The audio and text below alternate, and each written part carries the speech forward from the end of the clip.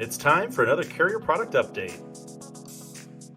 Tune in as we talk directly to the carriers about their new plans, any new network options they have, or which plan designs offer the most savings, and learn about the tools and resources they offer to help you generate more business. Visit our website to learn about all of the carriers we quote in our Carrier Product Update series. I'm Jason Powers, and I am joined by the great Tom Stein from American Trust Administrators. Tom, I don't mean to embarrass you here, but I consider very few people in this industry to be my mentor, and you are one of those. So welcome to our studio. I appreciate it. Welcome to our Carrier Product Update series. This is our Q4 Kickoff Summit. January renewals are around the corner. We try to quote ATA on just about every case we can, and I think that it's one of those hidden gem of a product that not a lot of agents have heard of, and we look forward to giving them some insight from your perspective. I appreciate it. Yeah. Let's talk about level funding, self-funding, whatever you want to call it. It originally was called self-funding, then went to level funding. But let's talk about what it's not for. It's not for above average claims groups. I mean, they have bad experience. You're not going to save anything, and it's a waste of your time. It's not a short-term solution. It shouldn't be entered into that way. It's not for financially unstable employers. I mean, if you're talking to somebody and say, well, we're going to have layoffs, oh boy, probably not a good prospect at this time. And whatever you do, don't terminate our plan or anybody else's plan off anniversary. I mean, that's, as long as you remember that and the prospect still fits, let's talk about it. Okay? Yeah. And a little bit about ATA. ATA was founded in 1972, so we're 50 years old this year. We do everything for our clients: underwriting, pay claims, bill, collect, issue. We do all of that. We are one of the originators of small group self-funding. We started in the late 80s. At the time when people said you couldn't do it, and I wish I had $10 for every time somebody told me we couldn't do it. And we're right here in Kansas City, so we operate in about 37 states. Minnesota, California, New England states we don't play in. So other than that, we're a player. Yeah. And because you're an administrator, again, not a managed care company, so you've got strategic relationships with actual networks. Yep, we probably have relationships with about 60 different PPOs. The truth of the matter is, we probably do the majority of our business with 5 or 6, Cigna being the biggest. We use ScriptCare and Cigna for RX. We write HSA plans, dual and triple option plans, RVP plan, reference-based pricing plans. We do some HRA administration. So we act like the insurance company in a fully insured plan, if you will. We do all that with the medical management primarily being done by Cigna. You also do COBRA administration. Yeah, we do COBRA administration. It's built into the plan if you are eligible for COBRA, so we do that. We write in the 5 to 99 market. To be honest, we're probably 5 to 60 lives is our sweet spot. We use medical apps on everybody. I know that sometimes becomes a problem, but you guys use FormFire. Yep. And we certainly accept FormFire. So this gives a smaller employer an opportunity to save from the level funded side. So we're quite happy with what we're doing. Yeah, and we're happy with the efforts and the results. I think on the underwriting side, I think ATA gives us a real good picture of the risk and where a case fits and where it doesn't fit. I think there's good open communication there. But this is sort of the challenge in putting together our carrier product update is there's no confinement of a product grid with ATA. Yeah. It really is Wide total open. customization of plan design. I'm not sure how many different plan variables we could have, but it's into the millions when you look at different specs, copay, doctor copay, ER copay, drug plans, deductibles, co-insurances. It's amazing. So you and the employer get to put it together as an agent. You know, a lot of agents ought to ask the employer, what do you want your plan to do? Forgetting cost at first. Yeah. You want it to pay for everything. You want them to have some skin in the game. Let's talk about what we can put together. Yeah. And we've got PPO plans. We do have indemnity still. We haven't sold one in I don't know how long. But then you got RBP, reference-based pricing plans, and that's basically an indemnity plan. Sure. So we've got a whole bunch of different options for you. Priced on the opposite spectrum of an indemnity plan. Yes. Well, the RBP is by far and away the least expensive. Sure. Sure. Employers used to do health plans to keep employees. Now it's not so much that, they just have to have it to have employees. Excuse me, when you do self-funded plans, you get rid of obviously government mandates except by ERISA, through ERISA. We don't pay the health insurance tax. Probably one of the biggest things that you get, at least that we provide, is reporting. Most employers have no idea where their money goes. Sometimes it's amazing when they get a quarterly report, they're looking at it and go, my God, are we spending a bajillion dollars on drugs? They don't know. Yeah. Now, can they do much with that? Well, yeah, change your drug card, that kind of thing. So you got some flexibility that you don't get from fully insureds. Yeah. So, and that's a big piece of it. And your reporting cadence, those aggregate reports are kicked out on a monthly basis. If you want it monthly, quarterly, and obviously we do it annually, but as a broker, I would want to at least go into my client once a quarter and say, let's just take a quick look, see how you're doing. That way, if they're doing poorly, they shouldn't be too surprised come renewal time. Right. On the other hand, wow, man, we're putting away a lot of money. This is a good thing. So Sure. that's good. Yeah.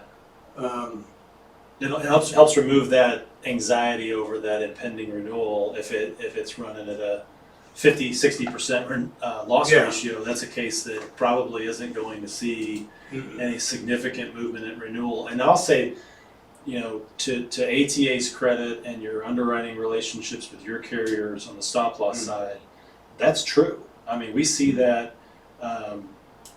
Teresa in our office, who handles our renewals, she's constantly negotiating renewals, trying to get rate relief. And with ATA renewals, there's not a lot of need for negotiation because they're coming out at the right numbers. They're coming out at where we expect them to be. And that's always kind of been the stability of the program with ATA. Now, in fairness, I started my career with ATA, so I have to. I understand that. I have to be honest with the audience here. Yeah. So I have a little bit of a soft spot for ATA. And We call it bias, but that's okay. Self-funding, it's been a while since ACA came out. I think we forget some of the other benefits. you know, there's no community rating. The younger groups get a better deal self-funded by far, and the older groups, when you get an average age of 50 and over, probably should seriously consider ACA plans. You don't have the age bands, you don't have the medical loss ratio. So those are other benefits of self-funding or level funding. I use those terms interchangeably, so. Yeah. That's where I learned it from, is you and Richard, so. There you go.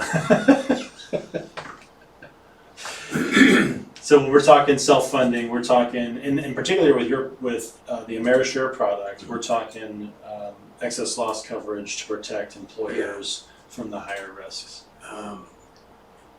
We offer two kinds of coverage, specific and aggregate coverage.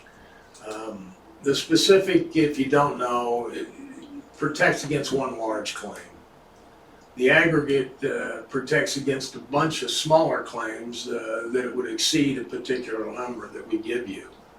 And it's provided by A and A plus carriers, so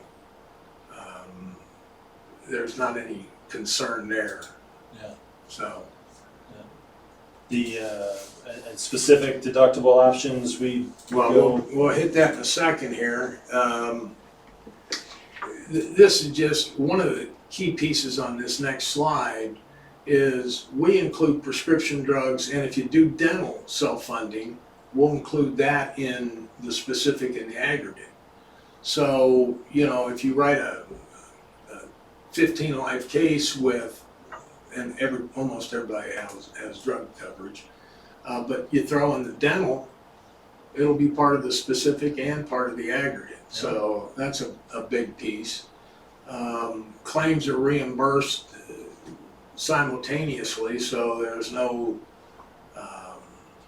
lag in claim payment.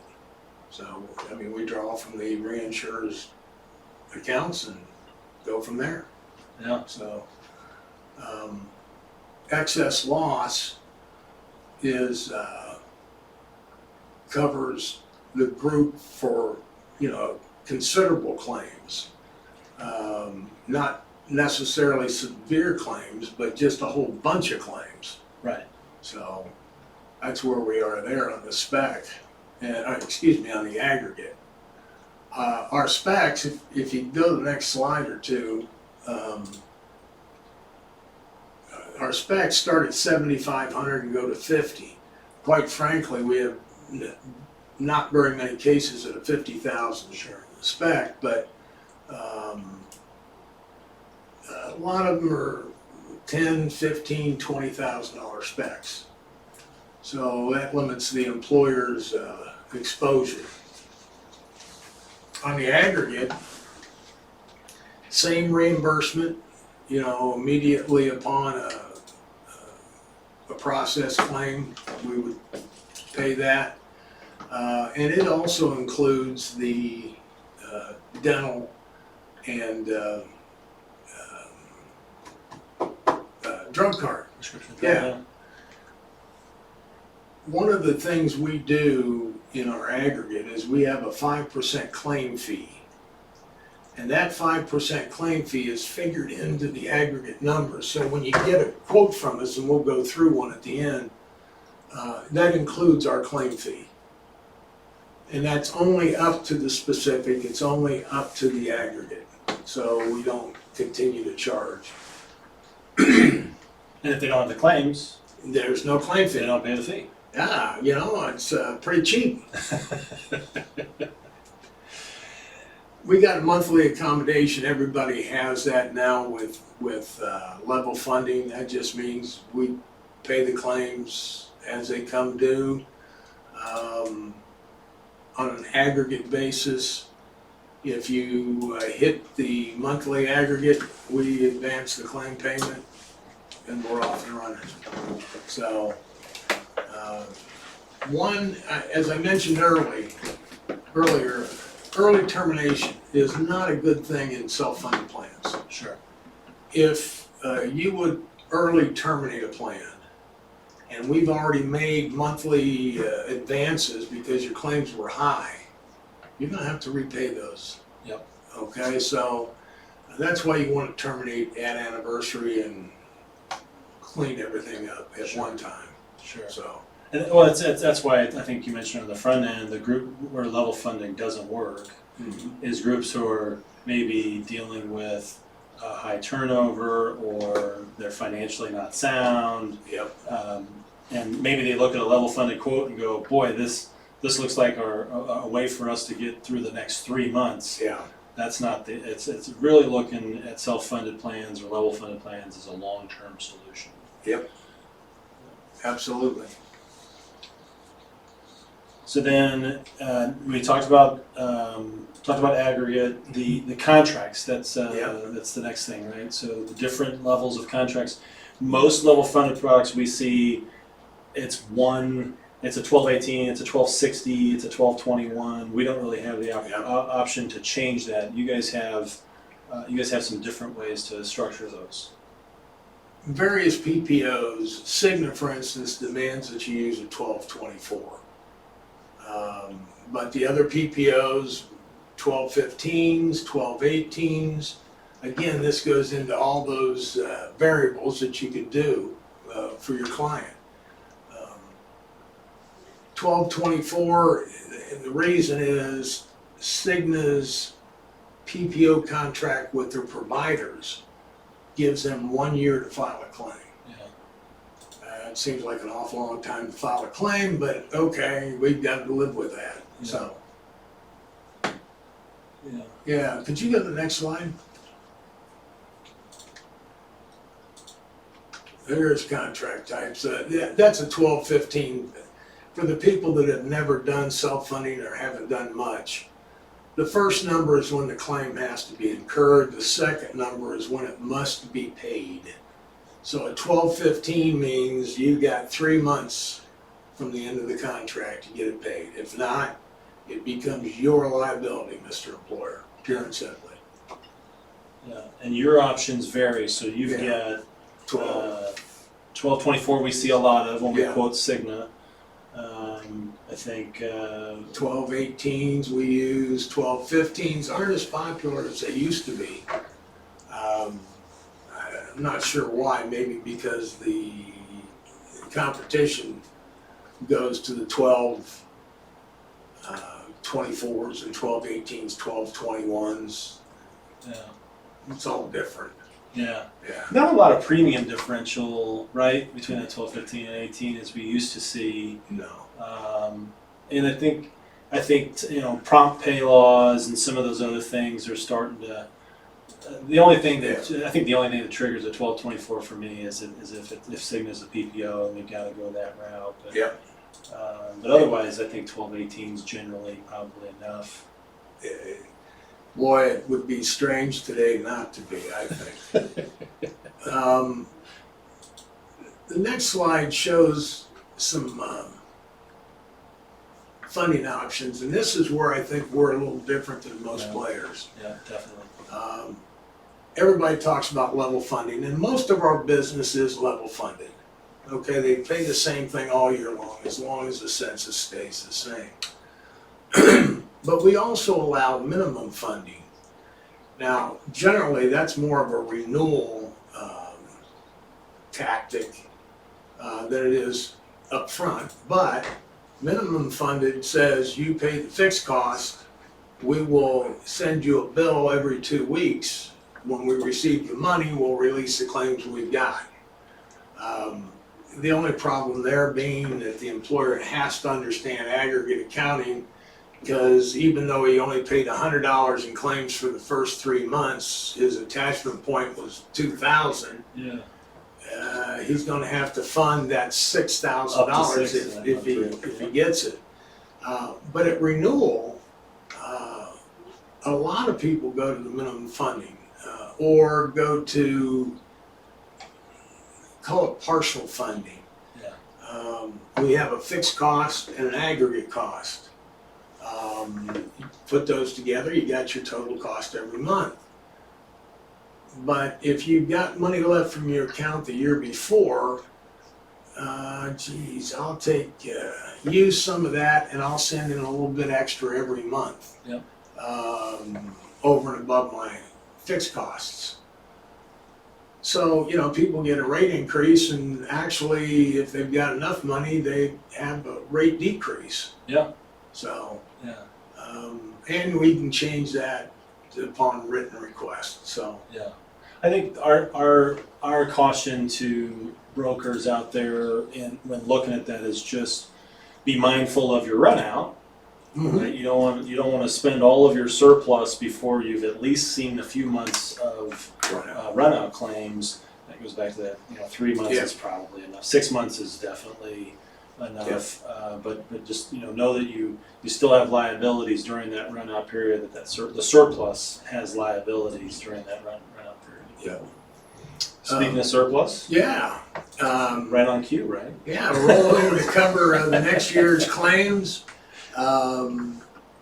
You can add benefits, but you got to be careful. Now, I have never heard of the IRS or the DOL smacking somebody upside the head for using those monies for something else. And that may just be ignorance of their rulings, but you're supposed to use it for other ERISA-approved benefits. If you don't have dental, you could do dental, LTC, life, disability, vacations, Christmas party, as long as you invite everybody, and that termination return to the employer. But I know a lot of people just send me my money. Yeah. Well, we don't practice accounting and we don't practice law, although we may say to them that you might want to talk to your attorney and your accountant about taking this back, but you can have it. Yeah. I think you were there when we had the huge case up in Wisconsin. Oh my goodness. I had $750,000 in their account for a 20 life case. I mean, they just never had any claims. Yeah. They were with us for so long, but when the guy finally called, he said, "I want my money." I said, "Well, you said that last year, and you just got to send me a letter saying that you want your money back." I said, "But why is it changed this year?" He said, "I'm retiring. That's my new vacation home." And I'm going, "That's the plan's money, but okay, talk to your accountant and your attorney, please." If you give every employee a key to the house, does that count? It could be. Now, I don't think I'd fall under ERISA. Looking at our proposal, as I mentioned earlier, it talks about funding, fixed costs, and that includes everything. It's ragu, if you will. It's in there. The excess loss coverage, agent comp, which most of them like to be paid, our fees, PPO fees, medical management, all that kind of stuff. And the other one is the maximum aggregate deductible, how much money you're going to put into your claims account. And that does include that 5% claim fee. So if you take a look at the proposal, the next page, you'll see how it's broken out. The top line is fixed costs. That's that ragu. Yeah. The second one is your claim costs. Your third one's the total. You pay that and you're in good shape. Now this one particularly has a spec in an ag, a $10,000 spec. And if you had one claimant hit $1 million and no other claims, you'd get back, what, $30-some thousand. Yeah. And if that person was still on the plan and still had claims, you'd probably also get a pretty big renewal. But you have $37,000 in surplus to go buy that fully insured plan with. Yeah. Yeah. So you have that, and that's the spec in the ag. We also offer aggregate only. And what you do there is, it is more money into the fixed, less money into the claims account, but overall it's 8-9% less expensive. Yeah. So if you're looking purely for rate, the ISL or ag only product. And if you're really looking for low rate, then you look for the RBP. Yeah. So. Yeah, I think we quote that ISL probably more times than not on the the stuff under 10, Yeah. where it's really tough to get to maybe that minimum ag I know there's some certain rules with stop loss carriers about having enough. You don't want to put too much pressure on the ag by having a higher spec. So by eliminating the spec and just going ag only with that integrated product you have, it helps with the pricing and makes it an easier sale. The small employer, They don't know the difference between the two excess loss coverages. And I think that's also a launch, like kind of a launch to, if you start with ISL, then you move into a spec and ag, and they build a surplus, then you move into the minimum and if fund. they grow, and there's all sorts of stuff Yeah. that they can look at and change, because year to year you can go from ISL to spec and ag, whatever. Yeah, At renewal, we don't have any rules against that. yeah. Yeah, so Tom, I gotta ask you, so you've talked to more brokers than I have for more years than I have over your career. You've seen more Q4 January 1 cycles than I have. If you could talk to the brokers out there, what any final parting thoughts before they head into what is always a crazy time of year? Well, if you haven't talked to them by now, you're way behind the curve. We try to get the renewals out 60 days early. It's a tough time to come into somebody and pitch them on self-funding, level funding for the first time. Yeah. If you haven't done it before now, it's a different animal. So the employer goes, I don't know, maybe next year. And if you would have planted that seed last year, then would be the year to move them. Yeah. When they don't get a big rate increase from a fully insured plan, that either means they're a good group or they're awfully lucky to have a lot of good groups offset their losses. So, when a broker talks to you and you say, what's the health of the group? And they go, I don't know. Well, you're not doing your job. I mean, it's just like, do they have group life insurance? How much of that do they need? I don't even know if they still have the uniform premium tax on 50 and over on life insurance. But like disability income, we don't sell it, but why you would have an employer-paid disability income plan, which is taxable in the event of disability, is beyond me. I'm healthy right now. I can afford to pay it. If I'm sick, how the hell am I going to pay my taxes? That doesn't make sense to me. Yeah. And that's all part of being a good broker, in my mind. You bring up the what ifs and show them various alternatives, and you hope that you've done a good job explaining it to them. Sure. Because if they don't understand it, the answer's no. Absolutely, every time. Wise words, my There friend. you go. Wise words. Well, that's all we got time for today. On your next proposal, be sure that you're looking at AmeriShare as an option for your clients. And if you've got questions about the proposal you get from our team, be sure to reach out to our folks here at Legacy Brokers.